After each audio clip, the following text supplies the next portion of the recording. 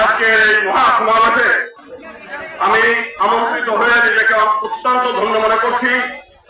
আমরা ছোটবেলা থেকে একটা বাক্য জানি যে কথা কাজে মিল পায়,